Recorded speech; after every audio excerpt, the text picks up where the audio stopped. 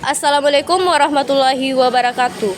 Selamat pagi pemirsa. Terima kasih telah bergabung bersama kami dalam program berita hari ini. Di tengah proses renovasi sekolah yang sedang berlangsung, sebuah sistem pembelajaran baru diterapkan, yaitu sistem sesi mingguan, di mana setiap minggunya satu angkatan penuh hadir di sekolah, sementara angkatan lain belajar dari rumah. Sistem ini tentu menghadirkan tantangan dan peluang bagi siswa, guru, dan komunitas sekolah. Apa saja dampak dari sistem ini? Mari kita simak lebih lanjut dalam laporan khusus berikut ini.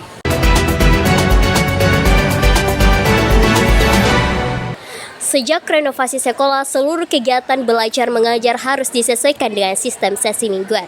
Minggu ini, siswa kelas 10 yang hadir di sekolah, sementara siswa kelas 12 dan 11 menjalankan aktivitas pembelajaran jarak jauh dari rumah. Minggu depan, giliran kelas 12 dan 11 yang hadir di sekolah. Banyak siswa yang mengungkapkan tantangan yang mereka hadapi. Beberapa siswa merasa kesulitan untuk menjaga konsistensi belajar di rumah selama 1 minggu penuh. Sementara waktu di sekolah seringkali terasa padat dengan materi yang harus dikejar. Namun, di balik tantangan ini ada peluang yang bisa kita ambil. Beberapa siswa mengatakan bahwa waktu di rumah lebih memungkinkan mereka untuk belajar lebih mandiri. Dan sistem ini juga mendorong penggunaan teknologi sehingga siswa tetap terhubung dengan guru meskipun berada di rumah. Berikut ini kami telah mewawancarai beberapa siswa untuk mendengar pendapat mereka tentang pelajaran sesi mingguan ini. Mari kita simak pendapat mereka. Assalamualaikum warahmatullahi wabarakatuh. Saya atas nama Hajar Amalia Hartawan. Pada pagi hari ini saya sedang berada di lingkungan UPT SMA Negeri 1 Takalar. Untuk informasi lebih jelasnya mengenai sistem pembelajaran sesi di tengah renovasi sekolah ini, sekarang sudah ada bersama saya siswi UPT SMA Negeri 1 Takalar. Pertama boleh perkenalan diri dulu. Baik, terima kasih. Perkenalkan saya atas nama Nur Indira Hairunisa dari kelas 10 di Ponegoro. Perkenalkan, saya atas nama Siti Fasya Akbar dari kelas 10 di Ponegoro. Perkenalkan, nama saya Ulima Nahda Syakira dari kelas 10-4 di Ponegoro. Baik, di sini ada Indira, Fauzia, dan Nahda, semuanya dari kelas 10-4 di Ponegoro. Nah, Indira, bisa diceritakan bagaimana pengalamanmu selama menjalani sistem pembelajaran sesi ini? Baik, terima kasih atas kesempatan yang diberikan. Menurut saya, sistem saat ini berbeda dari sistem sebelumnya, seperti yang kita ketahui, dan sebenarnya penuh dengan tantangan. Saat seminggu kita belajar secara tatap muka, kita harus mengejar materi dan jadwal yang sangat padat. Dan setelah seminggu kemudian, saat kita belajar dari rumah atau secara daring, terkadang sangat sulit untuk mengatur diri agar dapat disiplin untuk belajar mandiri. Terima kasih, itu saja dari saya. Oke, betul. Jadi banyak siswa yang merasakan jadwal di sekolah lebih padat. Nah, Fauzia, tantangan terbesar apa yang kamu rasakan selama menjalani sistem ini? Baik, tantangan terbesar menurut saya adalah bagaimana menyeimbangkan pola belajar. Seminggu belajar di sekolah dan seminggu juga belajar di rumah. Saya sering merasa bagaimana konsentrasi saya terganggu. Saya juga merasa materi-materi yang saya dapat dari belajar di rumah itu kurang saya pahami. Oke, baik. Kalau dari sisi positifnya, Nahda, apakah menurutmu ada peluang atau manfaat yang bisa kamu ambil dari sistem ini? Baik, terima kasih. Menurut saya, ada juga dampak positif selama seminggu di rumah, yaitu saya bisa belajar lebih mandiri dan mencari materi yang belum sempat diajarkan di sekolah. Selain itu, ada fleksibilitas untuk mengejar ketertinggalan. Jadi, dengan belajar di rumah, kita bisa dapat mengambil positifnya. Oke, terima kasih, itu masukan yang sangat menarik. Nah, kemudian apakah ada antara kalian ada yang bisa memberikan saran untuk sistem ini, atau di antara kalian ada yang perlu ditingkatkan begitu? Nahda, Indira? Oke, Indira. Baik, terima kasih. Menurut saya, hal yang perlu lebih ditingkatkan lagi yaitu terutama berfokus pada ketika pembelajaran daring atau atau pembelajaran dari rumah, yaitu harus dimulai dari kesadaran kita sebagai seorang siswi di SMA Negeri 1 Takalar, yaitu kita harus sadar diri untuk mulai mendisiplinkan diri dan berusaha mengejar materi-materi yang mungkin dapat kita pahami sendiri dari rumah. Mungkin itu saja dari saya. Oke, terima kasih banyak atas pendapat dan waktunya. Semoga kita bisa terus beradaptasi dan meningkatkan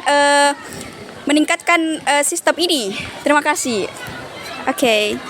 Selamat pagi pemirsa, saya Tika Balkis Rofila Rahman akan melaporkan langsung kondisi UPT SMA Negeri 1 Takalar yang sedang dalam proses renovasi. Baik, di samping saya sudah ada Pak Asis Basir selaku Kepala UPT SMA Negeri 1 Takalar yang akan saya wawancarai. Baik Pak, bagaimana tanggapan Bapak mengenai sistem pembelajaran sesi yang sedang dilakukan di sekolah kita ini Pak? Bismillahirrahmanirrahim. Assalamualaikum warahmatullahi wabarakatuh. Terima kasih Ananda sudah mewawancarai saya sebagai Kepala UPT SMA 1 Takalar. Tanggapan saya sebagai Kepala UPT SMA 1 Takalar mengenai pembelajaran sesi, alhamdulillah kita tahun ini mendapatkan rehabilitasi sekolah sehingga ada kendala dari segi ketersediaan RKB, sehingga sekolah mengambil kebijakan dilakukan pembelajaran dengan daring dan luring atau biasa disebut dengan pembelajaran sesi. Satu sesi belajar daring dan satu sesi belajar luring. Yang mana ini juga sudah pernah kita lakukan pada kondisi COVID-19 dan plus minusnya ada.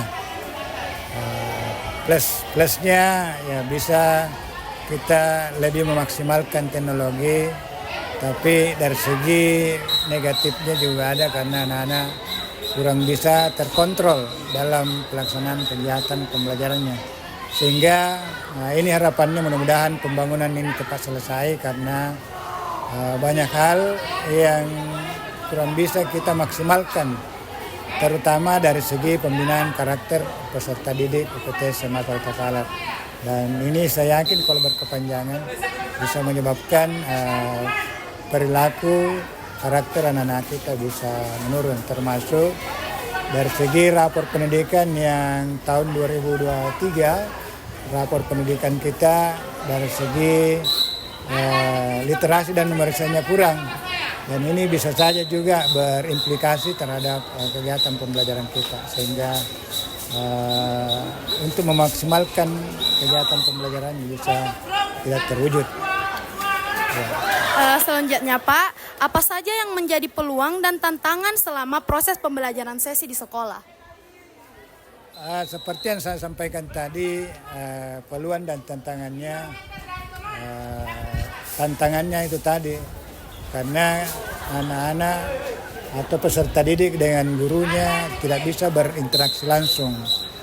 Kemudian anak-anak tidak terkontrol dengan baik, ya, sehingga ini dikhawatirkan kalau berkepanjangan bisa menyebabkan anak-anak perilakunya kurang bagus, kurang menghargai gurunya dan sebagainya. Walaupun dari segi positifnya, terutama dari segi penggunaan IT, anak-anak bisa lebih maksimal menggunakan fasilitas IT-nya dari rumah. Baik Pak, terima kasih banyak atas kesediaan Bapak untuk diwawancarai. Sekian yang dapat saya berikan pertanyaan kepada Bapak. Terima kasih banyak Pak. Baik pemirsa, selanjutnya di samping saya sudah ada Bapak Syahrir Syali selaku salah satu guru PJOK di UPT SMA Negeri 1 Takalar yang akan saya wawancarai pada hari ini. Baik Pak, bagaimana pendapat Bapak mengenai pembelajaran sesi yang sedang diterapkan di sekolah kita ini? Jadi baik, terima kasih banyak atas pertanyaannya.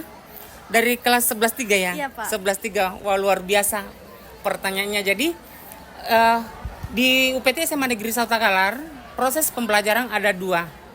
Yaitu satu, offline yang sedang berlangsung, yang kita lihat sekarang di UPT SMA Negeri 1 Takalar sedang berlangsung offline 50%. Yang sekarang itu kelas 10 dan kelas 12, MIPA 7, MIPA 8, dan IPS 1 sampai IPS 4. Nah, kalau saya perhatikan proses pembelajaran yang offline kurang begitu efektif seperti biasanya. Karena kenapa? Banyaknya bahan bangunan-bangunan yang sudah dirobohkan mengganggu proses pembelajaran. Tidak efektif karena pertama, jika menuju ke kelas harus serba hati-hati karena banyak benda-benda yang berjatuhan itu. Dan dapat juga mengganggu proses pembongkaran bangunan karena suaranya kurang nyaman terdengar. Bahkan proses pembelajaran dapat mengganggu dengan adanya pembongkaran bangunan. Nah, yang kedua adalah daring.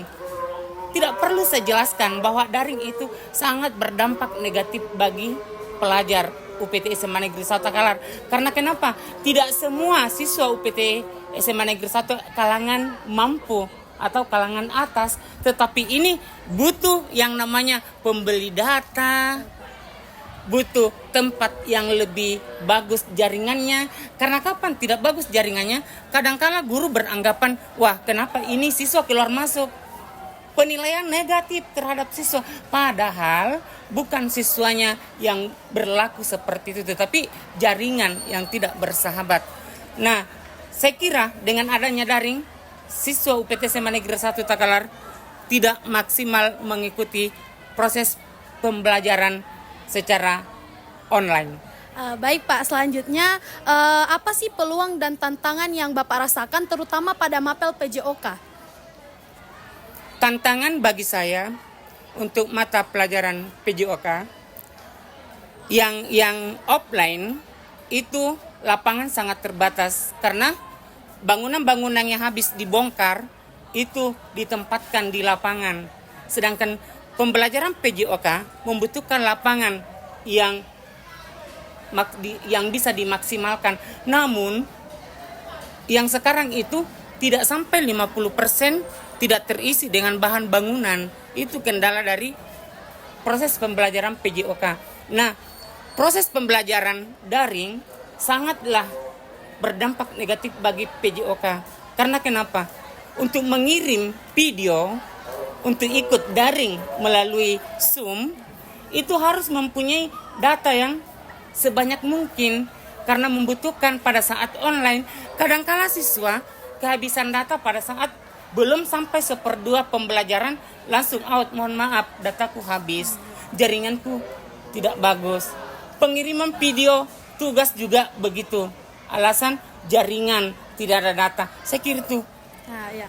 Baik, itulah tadi pemirsa beberapa tantangan dan peluang serta pendapat Pak Cali terhadap proses pembelajaran sesi yang sedang kita terapkan. Terima kasih Pak atas kesediaannya untuk saya wawancarai. Iya, sama-sama. Baik, selanjutnya di samping saya sudah ada Ibu Sendriani selaku salah satu guru matematika di SMA Negeri 1 Takalar yang akan saya wawancarai. Baik Ibu, bagaimana pendapat Ibu mengenai proses pembelajaran sesi di sekolah kita serta apa saja sih tantangan dan peluang yang Ibu rasakan terutama di mapel matematika Ibu? Menurut saya ya pastinya tidak terlalu efektif seperti pembelajaran yang full tatap muka. Karena 1 minggu daring, 1 minggu tatap muka, jelas pasti efektifnya itu kurang. Pasti lebih efektif saat full tatap muka. Terus rintangannya itu ya bagaimana mengaktifkan siswa saat pembelajaran daring. Karena banyak sekali alasannya, kadang mereka beralasan tidur, tidak ada kuotanya, dan banyak lagi alasan yang lainnya. Dan kita susah memantau. Beda kalau pas tatap muka tidak hadir, mungkin bisa dicari sama temannya kalau berada di area sekolah. Tapi kalau berada di rumahnya, kita tidak tahu mau ngapain untuk menghadirkannya. Baik, terima kasih banyak Ibu atas kesediaannya untuk saya wawancarai. Terima kasih Ibu.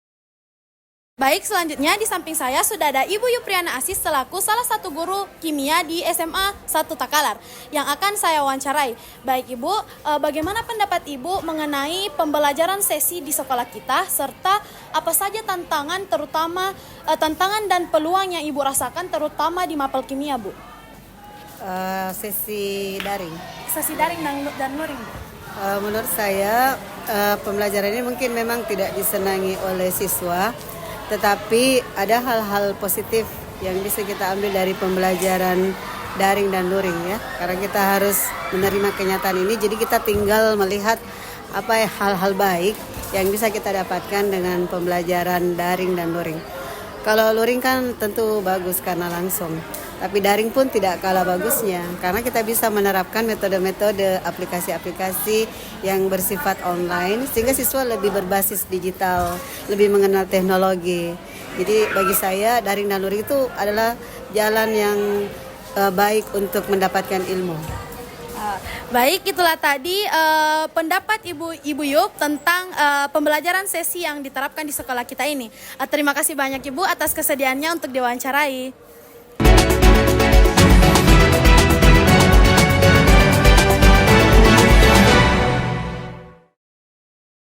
Baik, itulah tadi laporan khusus mengenai tantangan dan peluang yang dihadapi oleh siswa dalam sistem pembelajaran sesi mingguan selama renovasi sekolah. Meski ada banyak tantangan yang harus dihadapi siswa tetap berusaha untuk beradaptasi dan mengambil manfaat dari situasi ini. Kita semua berharap bahwa renovasi ini bisa segera selesai, sehingga kegiatan belajar mengajar dapat kembali normal. Terima kasih telah menyaksikan program berita kami hari ini. Wassalamualaikum warahmatullahi wabarakatuh.